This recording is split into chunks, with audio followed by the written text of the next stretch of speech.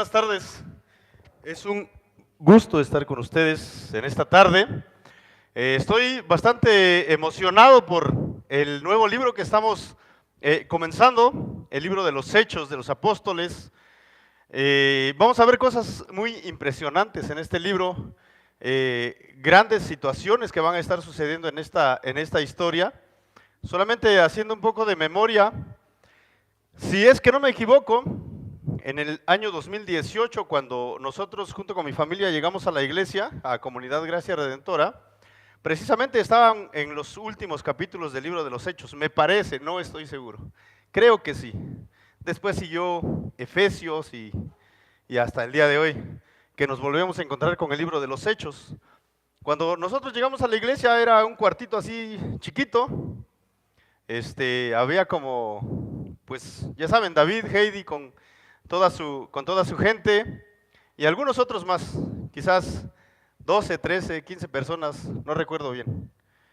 Pero el Señor poco a poco fue trayendo hermanos que empezaron a colaborar y el Señor empezó a dar crecimiento a su iglesia hasta el día de hoy. Y precisamente de eso se trata el libro de los Hechos, cómo el Señor va edificando a su iglesia por medio de hombres débiles, pecadores, que fallan, pero siempre usando su poder, usando al Espíritu Santo que Él dejó para que el Evangelio siga recorriendo por todas partes de la tierra y la iglesia sea edificada, porque esa fue su promesa. Eso es lo que Él dijo.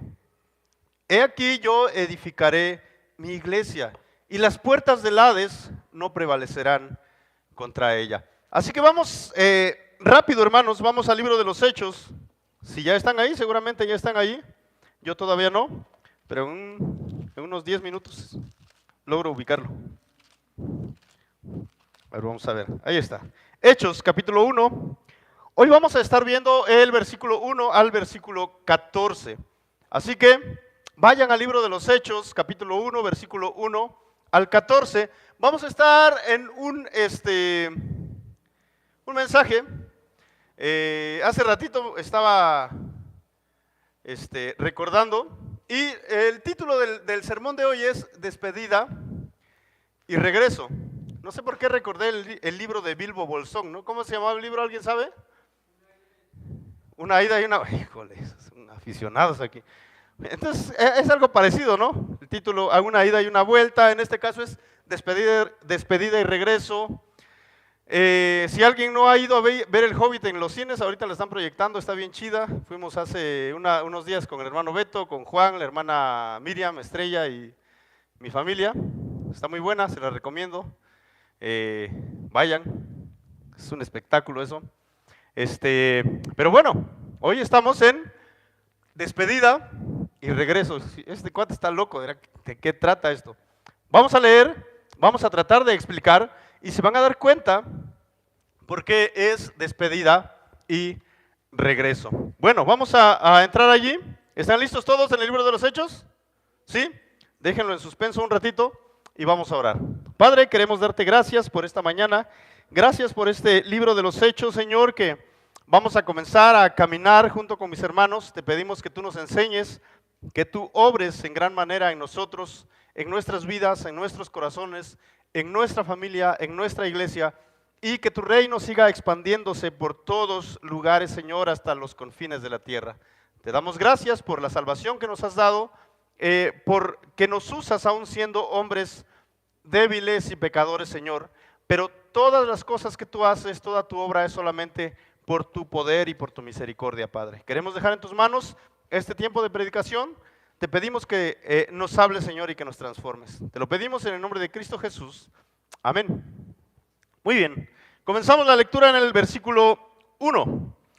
Dice de esta manera: en el primer relato, estimado Teófilo, escribí acerca de todo lo que Jesús comenzó a hacer y a enseñar, hasta el día en que fue recibido arriba en el cielo, después de que por el Espíritu Santo Él había dado instrucciones a los apóstoles que había escogido. A estos también, después de su padecimiento, se presentó vivo con muchas pruebas convincentes, apareciéndoseles durante 40 días y hablándoles de lo relacionado con el reino de Dios. Y reuniéndolos, les mandó que no salieran de Jerusalén, sino que esperaran la promesa del Padre, la cual les dijo: oyeron de mí. Porque Juan bautizó con agua, pero ustedes serán bautizados con el Espíritu Santo dentro de pocos días. Entonces los que estaban reunidos le preguntaban: Señor, ¿restaurarás en este tiempo el reino a Israel? Jesús les contestó: no les corresponde a ustedes saber los tiempos ni las épocas que el Padre ha fijado con su propia autoridad. Pero recibirán poder cuando el Espíritu Santo venga sobre ustedes, y serán mis testigos en Jerusalén, en toda Judea y Samaria, y hasta los confines de la tierra. Después de haber dicho estas cosas, fue elevado mientras ellos miraban, y una nube lo recibió y lo ocultó de sus ojos. Mientras Jesús ascendía, estando ellos mirando fijamente al cielo, se les presentaron dos hombres en vestiduras blancas, que les dijeron: varones Galileos, ¿por qué están mirando al cielo? Este mismo Jesús, que ha sido tomado de ustedes al cielo, vendrá de la misma manera, tal como lo han visto ir al cielo. Entonces los discípulos regresaron a Jerusalén desde el monte llamado de los Olivos, que está cerca de Jerusalén, camino de un día de reposo, 1.2 kilómetros aproximadamente. Cuando hubieron entrado en la ciudad, subieron al aposento alto donde estaban hospedados Pedro, Juan, Jacobo y Andrés, Felipe y Tomás, Bartolomé y Mateo, Jacobo, hijo de Alfeo, Simón el celote y Judas, hijo de Jacobo. Todos estos estaban unánimes, entregados de continuo a la oración, junto con las mujeres y con María, la madre de Jesús, y con sus hermanos. Entonces, ese es el texto que tenemos delante de nosotros. Recuerden, una despedida y un regreso. Como primer punto, vamos a entrar rapidito. Ahí está, otro clic, ahí está. Primer punto, haciendo memoria. Versículo 1 al versículo 5. El que escribe este libro, este relato, esta historia, es Lucas, como ya el hermano, el pastor Eduardo les comentó la semana pasada, ¿verdad? Entonces, Lucas comienza su libro, su relato. En el primer relato, estimado Teófilo, escuchen bien, en el primer relato, ¿qué quiere decir? Que este relato del libro de los Hechos es el segundo, ¿verdad? O sea, la primera parte estuvo tan buena que no podemos quedarnos allí. Hay que hacer una secuela, hay que hacer una segunda parte, como las buenas películas, ¿verdad? Hay una historia detrás de este libro, que ya Lucas le escribió al estimado Teófilo. ¿Quién era Teófilo? ¿Qué quiere decir Teófilo? Según los comentaristas y los que saben de lenguaje e idiomas, dicen que la palabra o el nombre Teófilo significa amado de Dios. ¿Quién era Teófilo? No lo sabemos a ciencia cierta, pero en el Evangelio de Lucas, cuando Lucas escribe, en la introducción al Evangelio, él dice: ya que muchos han tratado de contar la historia y han tratado de poner en orden todas las cosas, y al final le dice: oh excelentísimo Teófilo. Esa palabra excelentísimo, según los que saben, dicen que se usaba para referirse a personas con un alto rango en el gobierno romano. Entonces Teófilo, no sabemos a ciencia cierta quién era, pero era posiblemente un funcionario romano, alguien del gobierno, que posiblemente o casi seguramente había conocido a Jesús como su Salvador y quería enterarse de la historia. Pero a ver, ¿de dónde vino este Jesús? ¿Qué es lo que hizo? Una vez que Teófilo se enteró de esta historia, quería saber más. Quiero saber más, ¿cómo continúa esta historia? No puede solamente decir fin y se acabó. Tiene que haber una continuación. Entonces, en el primer relato, estimado Teófilo, escribía acerca de todo lo que Jesús, de todo lo que Jesús comenzó a hacer y a enseñar, hasta el día en que fue recibido arriba en el cielo. Después de que por el Espíritu Santo él había dado instrucciones a los apóstoles que había escogido. Se presentó vivo con muchas pruebas convincentes, apareciéndoseles durante 40 días y hablándoles de lo relacionado con el reino de Dios. Teófilo sabía lo que Lucas le había escrito en el Evangelio, pero Lucas se lo está recordando. Por si ya te olvidaste de Teófilo, vamos a recordar. ¿De qué habló Lucas? Habló de la vida de Jesús, habló de la muerte de Jesús, habló de la resurrección de Jesús, habló de la ascensión de Jesús. Para poder tener los datos bien claros, vamos al Evangelio de Lucas, todos al Evangelio de Lucas, que es allí donde comienza esta historia. Lucas pasó por todas las etapas de la vida de Jesús. Él es el importante en esta historia. Él es el importante en Lucas, Él es el importante en el libro de los Hechos, Él es el personaje principal en las historias y en todos los libros de la Biblia. Todas las historias, todos los libros apuntan a una persona, apuntan a Jesús. Entonces, Lucas, capítulo 3, versículo 23, dice de esta manera, 3:23. Cuando Jesús, escribe Lucas, comenzó su ministerio, tenía unos 30 años, siendo como se suponía, hijo de José, quien era hijo de Elí. Lucas no solamente nos cuenta acerca del ministerio de Jesús, sino que si ustedes leen el Evangelio de Lucas, y les recomiendo que lo hagan, nos habla también del nacimiento de Jesús. Es uno de los pocos que nos hablan un poco acerca de la niñez de Jesús. Si ustedes lo leen, van a ver que no les estoy mintiendo. En sus casas lean Lucas y lean Hechos juntos, son una misma historia. Entonces, Lucas, en el capítulo 3, nos dice, voy a relatar cuando Jesús comenzó su ministerio, más o menos tenía unos 30 años aproximadamente. Era hijo de José, quien era hijo de Elí. Nos habla acerca de la vida de Jesús. De ahí en adelante nos va a contar capítulo tras capítulo, versículo tras versículo, cómo fue transcurriendo la vida de Jesús a partir de sus 30 años hasta sus aproximadamente 33, que es cuando murió. Entonces nos cuenta acerca de su vida, nos cuenta acerca de su muerte. Vamos a saltar ahora a Lucas 23.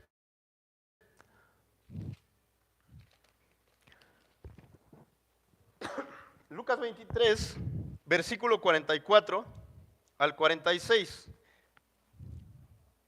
Lucas 23, 44 al 46. Dice así el relato: era ya como la hora sexta, cuando descendieron tinieblas sobre toda la tierra hasta la hora novena. Al eclipsarse el sol, el velo del templo se rasgó en dos.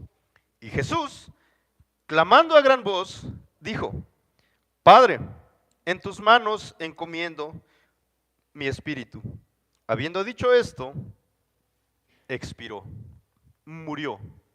Nos habla del ministerio, de la vida, nos habla de la crucifixión de Jesús, pero el relato de Lucas no queda. Y recuerda, le está haciendo memoria a Teófilo de todas las cosas que él ya le ha contado. Nos habla también acerca de la resurrección en Lucas 24, versículo 1 al 9. Dice: pero el primer día de la semana, al rayar el alba, las mujeres vinieron al sepulcro trayendo las especias aromáticas que habían preparado. Encontraron que la piedra había sido removida del sepulcro, y cuando entraron no hallaron el cuerpo del Señor Jesús. Aconteció que estando ellas perplejas por esto, de pronto se pusieron junto a ellas dos varones en vestiduras resplandecientes. Estando ellas aterrorizadas e inclinados sus rostros a tierra, ellos les dijeron: ¿por qué buscan entre los muertos al que vive? No está aquí, sino que ha resucitado. Acuérdense cómo les habló cuando estaba aún en Galilea, diciendo que el Hijo del Hombre debía ser entregado en manos de hombres pecadores y ser crucificado al tercer día, y al tercer día resucitar. Entonces ellas se acordaron de sus palabras y, regresando del sepulcro, anunciaron todas estas cosas a los 11 apóstoles y a todos los demás. Eran María Magdalena y Juana y María, la madre de Jacobo. También las demás mujeres con ellas decían estas cosas a los apóstoles. Entonces, nos habla la vida, la muerte, la resurrección de Jesús. ¿Qué relatos tan interesantes ha contado Lucas a Teófilo? Pero Lucas no se detiene allí, va a ir más allá. Y le va a hablar a Teófilo también acerca de la ascensión de Jesús. Vamos a Lucas ahí mismo en el versículo 50 al 53 del capítulo 24, los versículos que cierran este evangelio.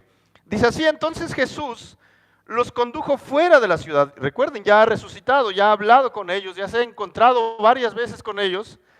Y dice así, los condujo fuera de la ciudad hasta cerca de Betania. Y alzando sus manos, los bendijo. Y aconteció que mientras los bendecía, se separó de ellos y fue llevado arriba al cielo. Ellos, después de adorar a Jesús, regresaron a Jerusalén con gran gozo y estaban siempre en el templo alabando a Dios. Y allí termina el evangelio de Lucas y comienza la historia del libro de los Hechos, porque si se dieron cuenta en la lectura, va a seguir hablando del mismo tema, va a seguir hablando acerca de la ascensión de Jesús. Pero ahora no lo va a hacer de lejos. En esta escena, en Lucas 24, en los últimos 3 versículos, la cámara estaba lejos. Pero ¿qué es lo que va a hacer ahora? Ya hizo, haz memoria, Teófilo, recuerda lo que ya te escribí, lo que ya te enseñé. Pero esta escena de la ascensión, necesitas ponerle más cuidado. La toma estaba lejos, la cámara estaba lejos. Pero ¿qué va a hacer Lucas ahora? Va a hacer un acercamiento, va a cerrar la toma para que esta escena de la ascensión, en esta escena se escuchen los diálogos ahora entre los discípulos y Jesús. En Lucas solamente dice que los bendice, se va y ya estuvo, chavos, nos vemos. Ya me voy, ahí arréglense ustedes a ver qué hacen después de que yo no esté aquí. No, pero en Lucas, en Hechos, va a ser un zoom cercano. Se van a ver los detalles, se va a ver más claro. Seguramente las hermanas que están en el curso de, ¿cómo se llama? Estudio inductivo, están viendo algo muy parecido, ¿verdad? La cámara a veces se voltea a una escena y voltea a otra y luego voltea a otra y de repente se acerca para ver la imagen, la escena con más detalles. Y esto nos va a contar Lucas. Y vamos a dar al segundo punto, Juanito, por favor. Ahí estamos, un zoom a la escena, un acercamiento a la escena. Vamos a dar otro clic ahí. Ahí está, un acercamiento a la escena. La escena, la toma se va a cerrar. Vamos a ver más claro el rostro de Jesús, más claro el rostro de los apóstoles y vamos a escuchar la conversación que hay entre ellos. Vamos a leer. Dice, entonces en el versículo 6 al 11, entonces los que estaban reunidos le preguntaban, estos datos no los da Lucas en su evangelio, son datos nuevos que estamos nosotros teniendo en el libro de los Hechos.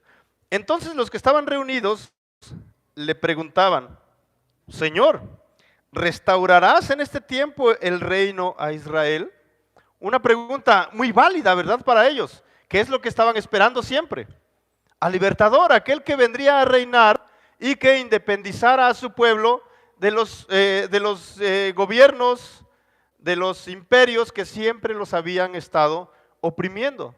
Y dice, bueno, pues ya te vas, pero ya es hora de que vuelvas a ser rey, ya es hora de que nos saques de esta opresión en la que estamos viviendo.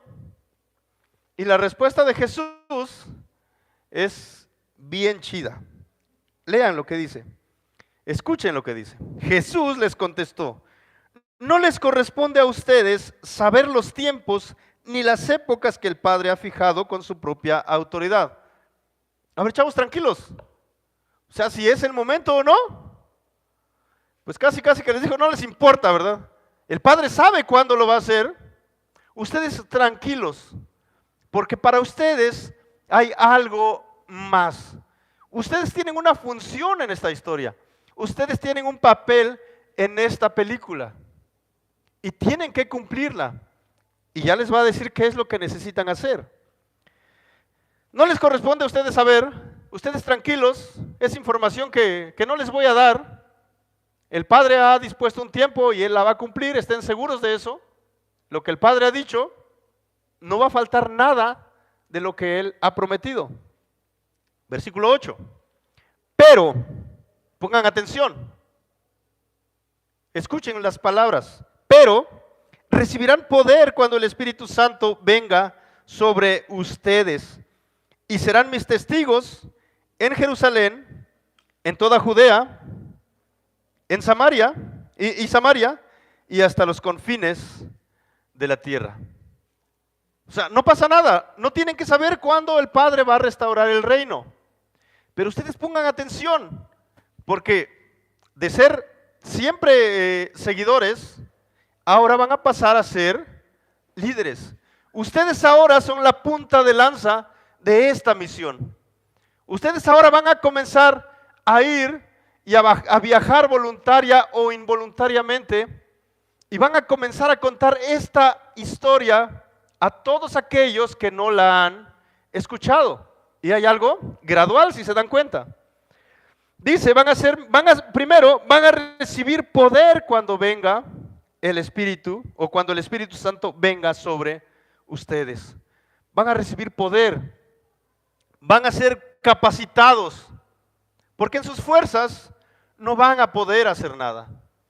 Por su sabiduría y sus habilidades, no tienen ninguna oportunidad de llevar a esta empresa al éxito. No hay. Necesitan que el Espíritu Santo de Dios venga y los llene de poder para que puedan cumplir la misión. Una vez que hayan sido, vamos a usar la palabra empoderados, ahora sí, va a la siguiente fase. Serán mis testigos. ¿Qué es un testigo?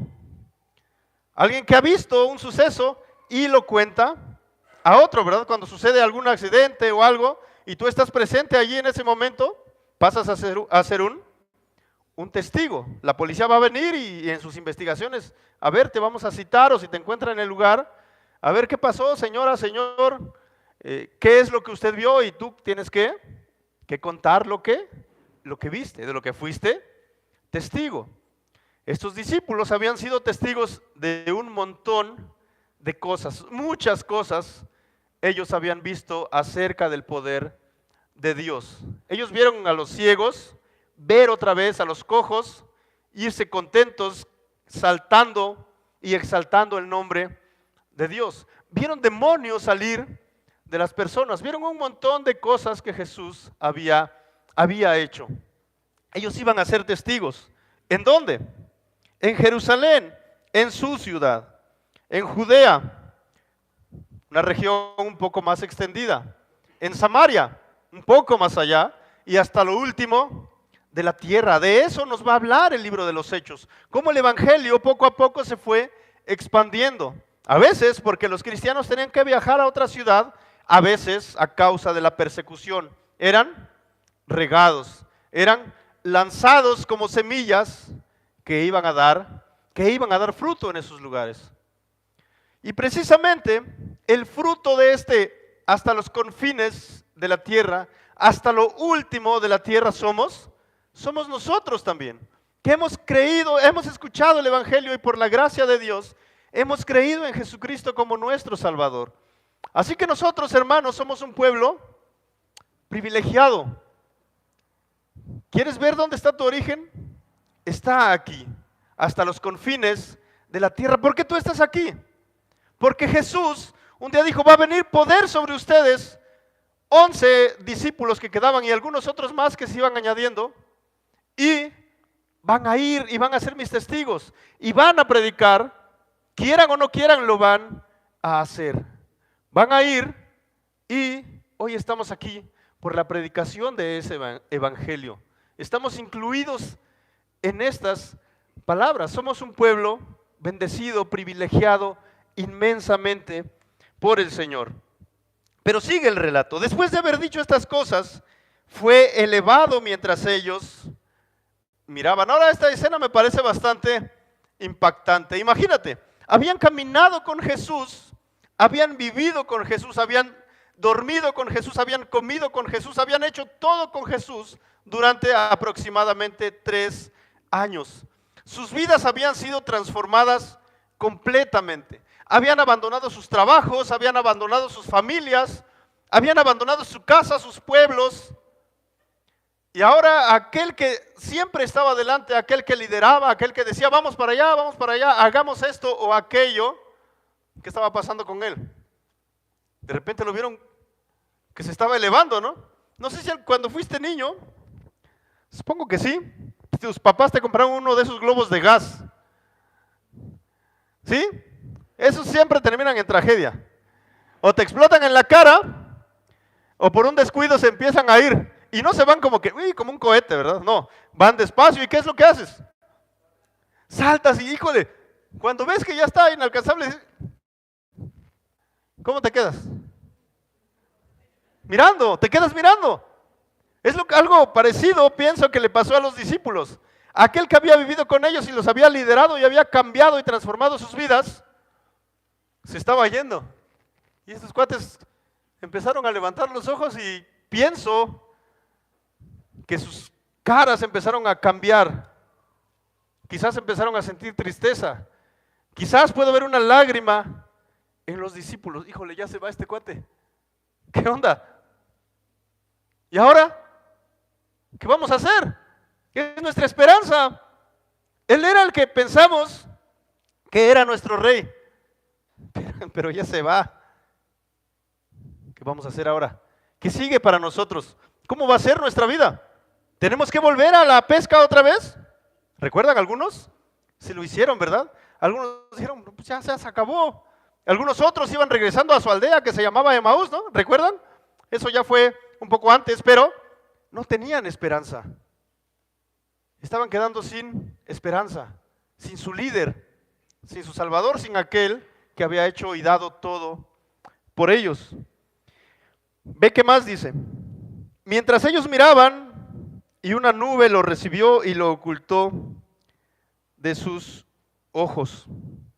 Mientras Jesús ascendía, estando ellos mirando fijamente en el cielo, se les presentaron 2 hombres en vestiduras blancas que les dijeron, varones Galileos, ¿por qué están mirando al cielo? Este mismo Jesús que ha sido tomado de ustedes al cielo, vendrá de la misma manera, tal como lo han visto ir al cielo. Híjole, se les fue Jesús como tu globo de gas se te fue en algún momento. De repente lo ves hasta allá arriba, ¿no? Como que de repente le da el sol y como que brilla y dices, ahí está, ahí va. Y todavía como que sientes esperanzas de que va a regresar otra vez, ¿no? De repente el viento lo baja o no sé, algo va a pasar. Pero esperas que pase algo extraordinario. Pero de repente se mete dentro de una nube y, no, pues ya estuvo. Tienes que rogarle a tus papás para que te otro, por favor. Y ellos dicen, no, ya lo soltaste, ¿cómo te voy a comprar otro? Cuestan bien caros, ¿no?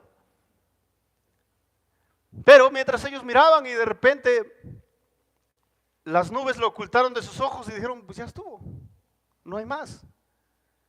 Y entonces se aparecen 2 varones. ¿Recuerdan? En la resurrección también se aparecieron 2 varones con vestiduras resplandecientes y posiblemente los mismos vuelven a hacer acto de presencia aquí. ¿Y recuerdan cuál fue la primera pregunta en Lucas?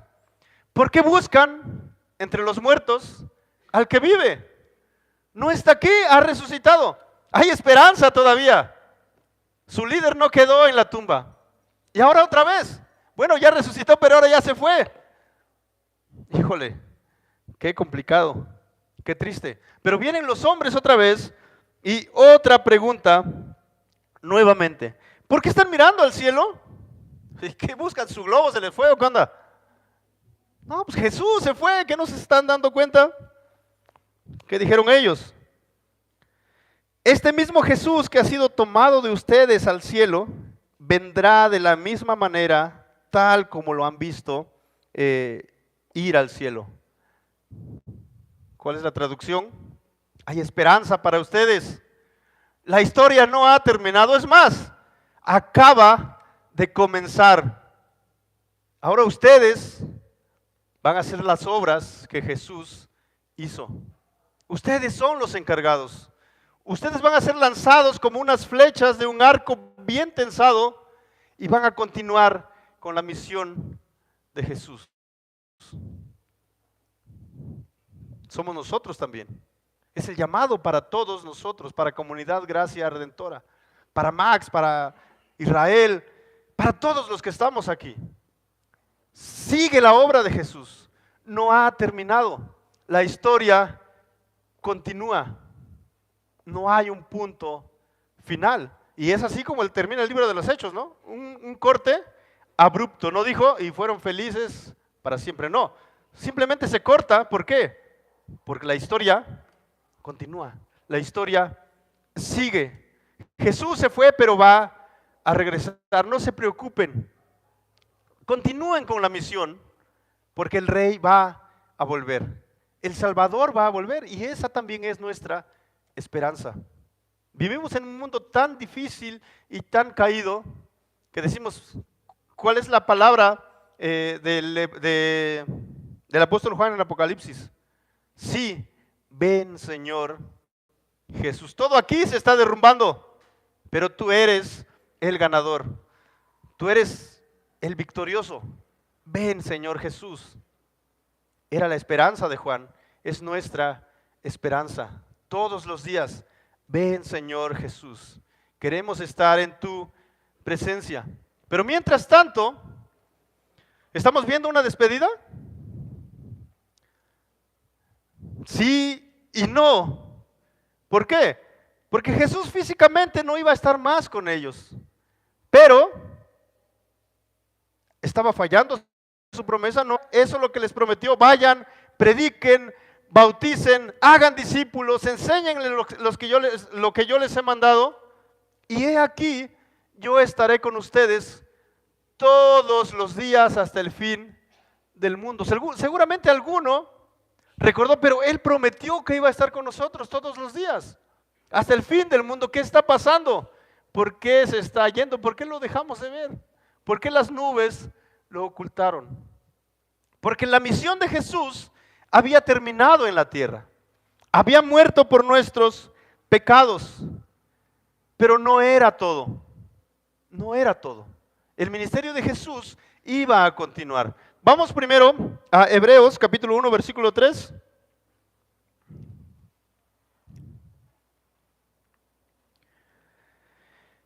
Hebreos capítulo 1, versículo 3. Dice así: Él, hablando de Jesús, es el resplandor de su gloria y la expresión exacta de su naturaleza, y sostiene todas las cosas por la palabra de su poder. Después de llevar a cabo la purificación de los pecados, está hablando de la muerte de Jesús, de la resurrección de Jesús, el Hijo, Jesucristo, se sentó a la diestra de la majestad en las alturas. ¿Qué estaba pasando? ¿Por qué se estaba yendo?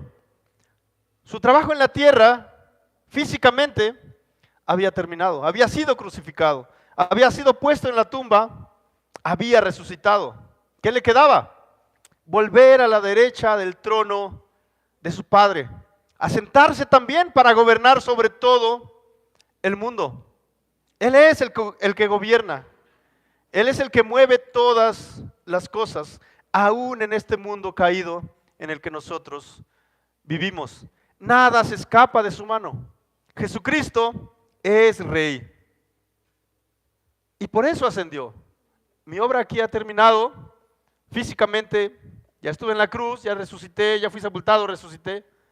Voy al trono que me corresponde. Es lo que el apóstol Pablo dice. Se humilló hasta lo sumo, pero Dios después le dio un nombre que es sobre todo nombre, para que en el nombre de Jesús se doble toda rodilla y toda lengua confiese que Jesús es el Señor, para gloria de Dios Padre.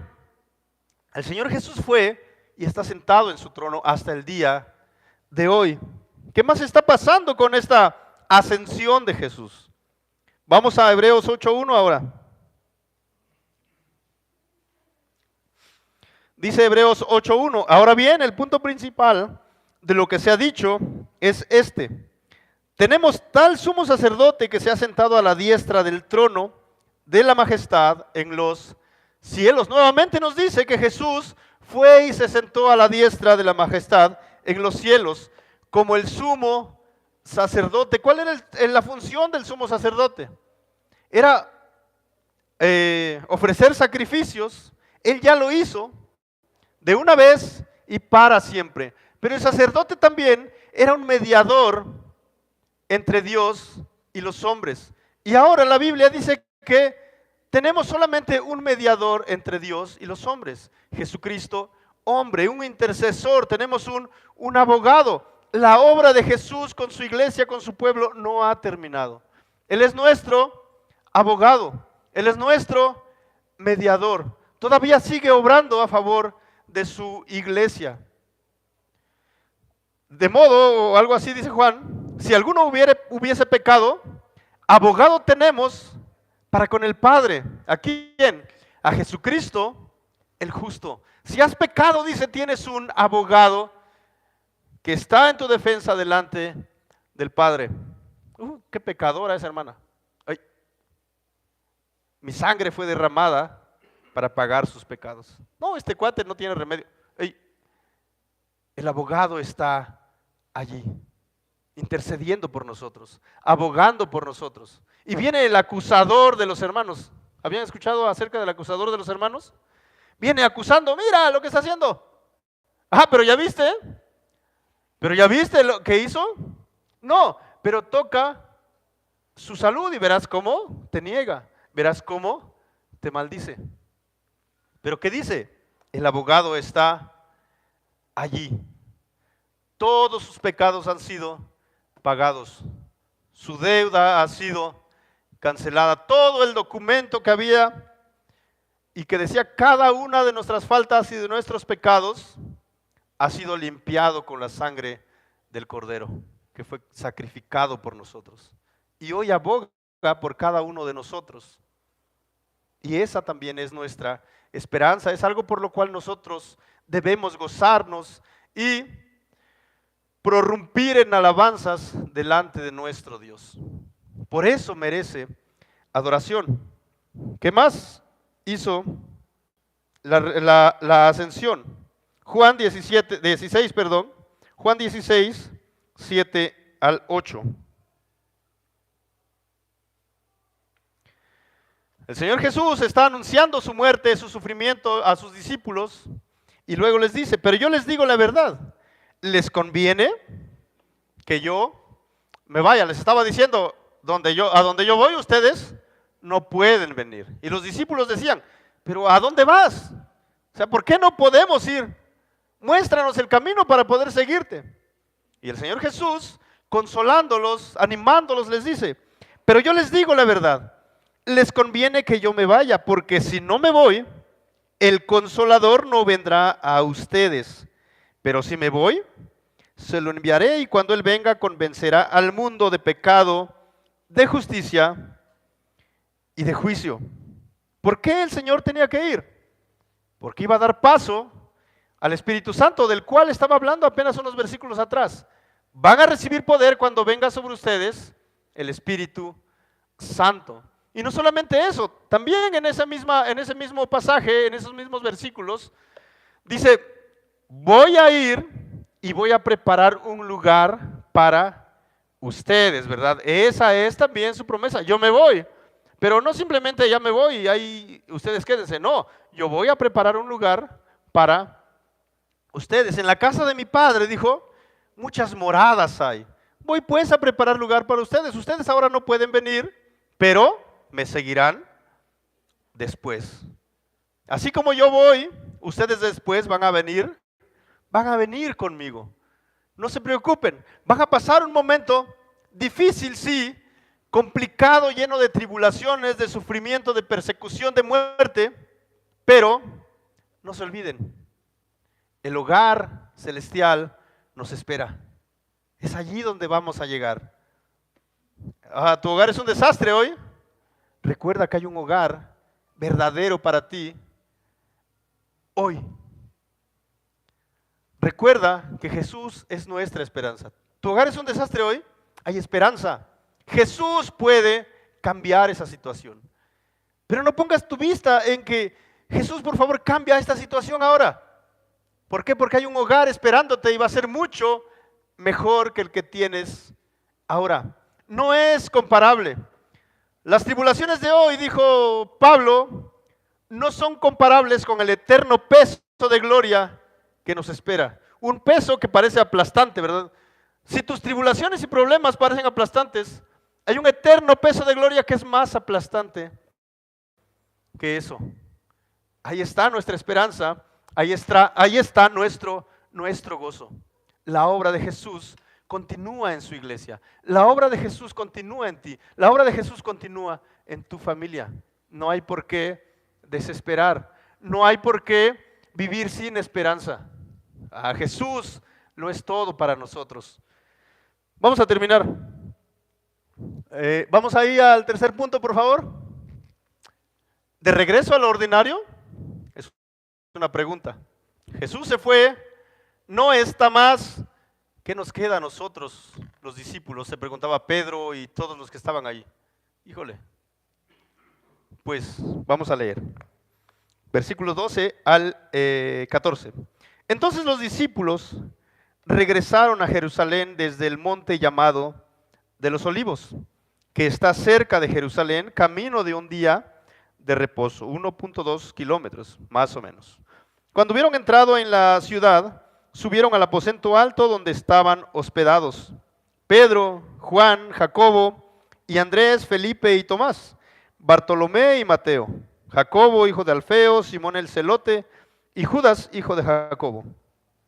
Todos estos estaban unánimes, entregados de continuo a la oración, junto con las mujeres y con María, la madre de Jesús, y con sus hermanos. Entonces estos discípulos, pues ya Jesús se fue, se ocultó, escucharon el mensaje de los hombres, de los varones.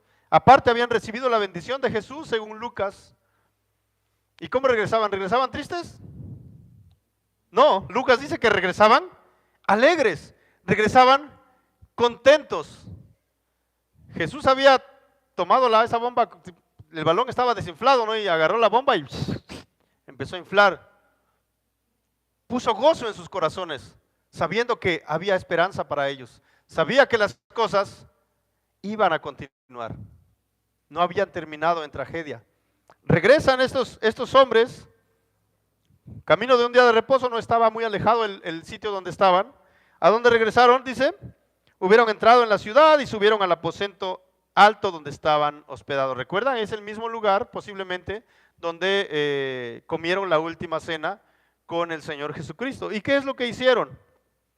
Todos estaban unánimes. Qué rara actitud de estos cuates, ¿no? Unos días antes, ¿qué estaban haciendo? Estaban discutiendo, ¿quién va a ser el mayor? A ver, Pedro, ¿no? ¿Cómo que quién?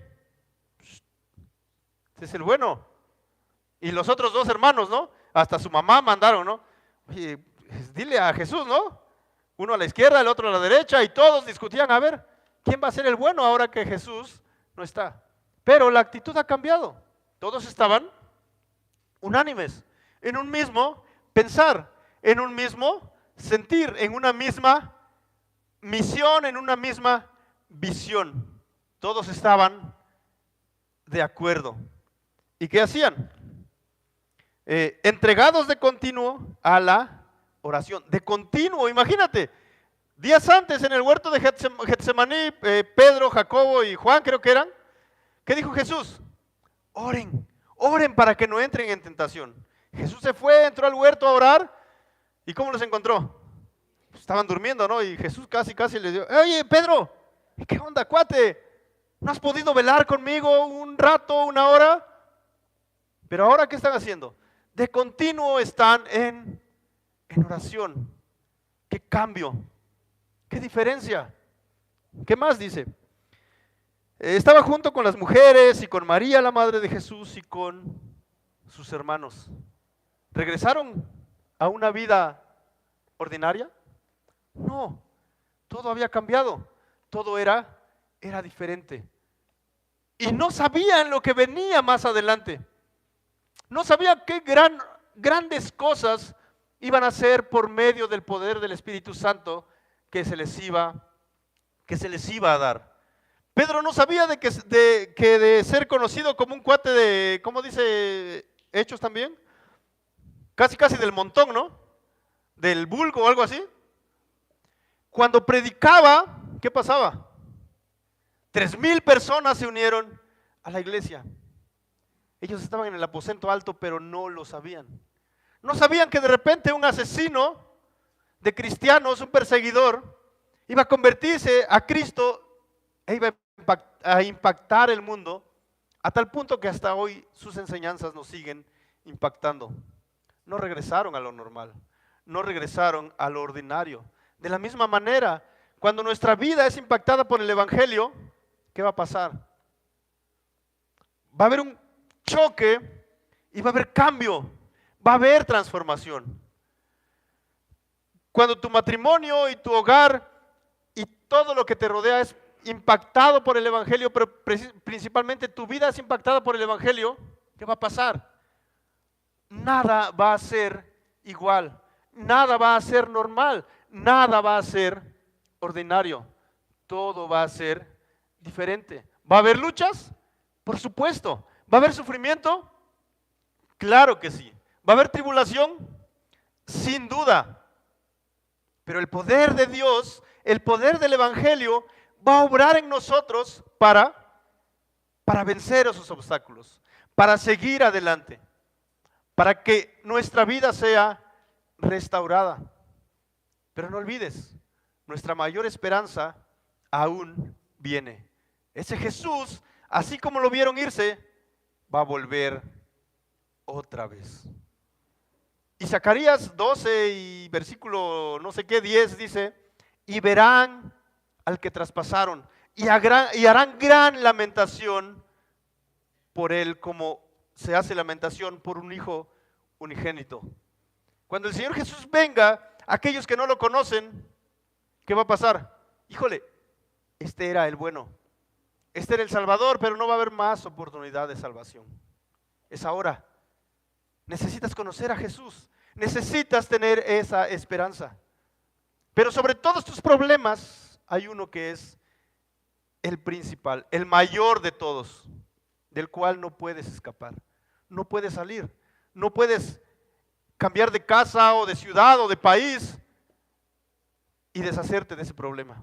Tu pecado es el principal problema, tu pecado te condena y necesitas conocer a Jesús, aquel que prometió volver por su pueblo, aquel que prometió volver por su iglesia. Necesitas arrepentirte de tus pecados y confiar totalmente en Jesús, abandonarte en sus manos, creer que Él ha pagado tus pecados y necesitas aprender de Él.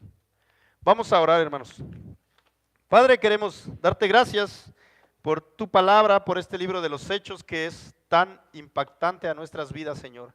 Gracias por todo lo que haces, por todo lo que estás haciendo, por todo lo que seguirás haciendo más adelante con tu iglesia, con nosotros como personas, Señor. Te pedimos que solamente nos des un corazón que quiera adorarte, Señor, en todo momento, en todo tiempo, Padre. Cámbianos y transfórmanos por medio de la predicación de este libro, Señor. Te lo pedimos en el nombre de Cristo Jesús. Amén.